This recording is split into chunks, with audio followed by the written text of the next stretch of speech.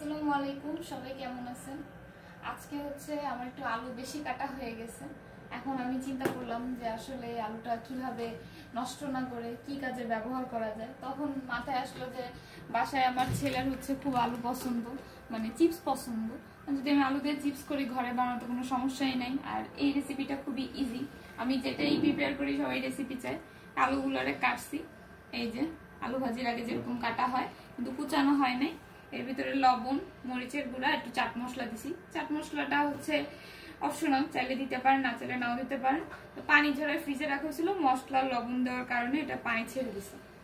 আর এখানে হচ্ছে প্রায় 1 লিটারের কাছাকাছি তেল আছে, যেহেতু আমার ফ্রাইং প্যানটা বড়।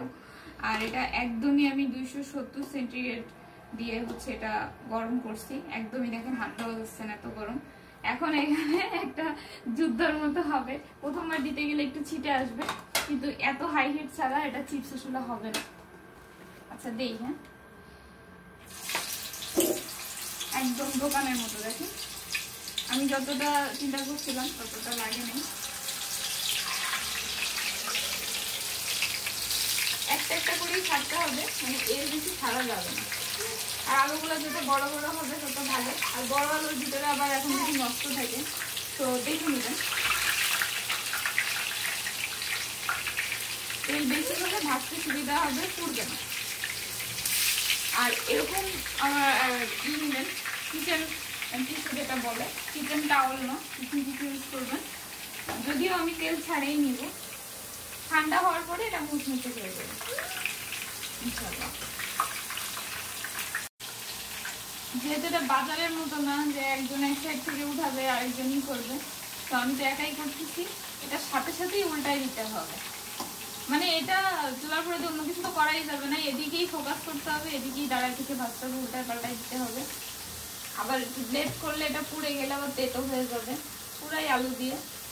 আর আরেকভাবে এখন আলুর দাম যেহেতু কম, মানে 8 কেজি মনে হয় 100 টাকা, 7 কেজি 100 টাকা এরকমও দেখা যাচ্ছে। তো আপনারা চাইলে সারা বছর আলু চিপস খাইতে পারবেন। সেক্ষেত্রে আলুগুলো ভাপে দিয়ে রোদে শুকিয়ে বক্স করে রাখবেন, মানে কোট ডিব্বায়, দেন যখন ইচ্ছা তেলে ভেজে খেতে পারবেন। সেটা রেসিপি আমি দিব খুব শীঘ্রই। এই দেখেন এটা কিন্তু খুব দ্রুত হয়ে যাবে, যেহেতু আমি একদম হাই আছে ভাজতেছি।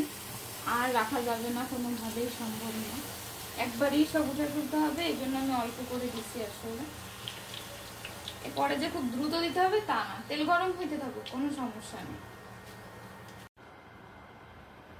এটা হচ্ছে আমার নামানো হয়ে গেছে, এখনই মুচমুচে লাগবে না, তেলটা ঝরার পরে দ্বিতীয়বার দিলাম। ভয় লাগে বুঝতে আছে,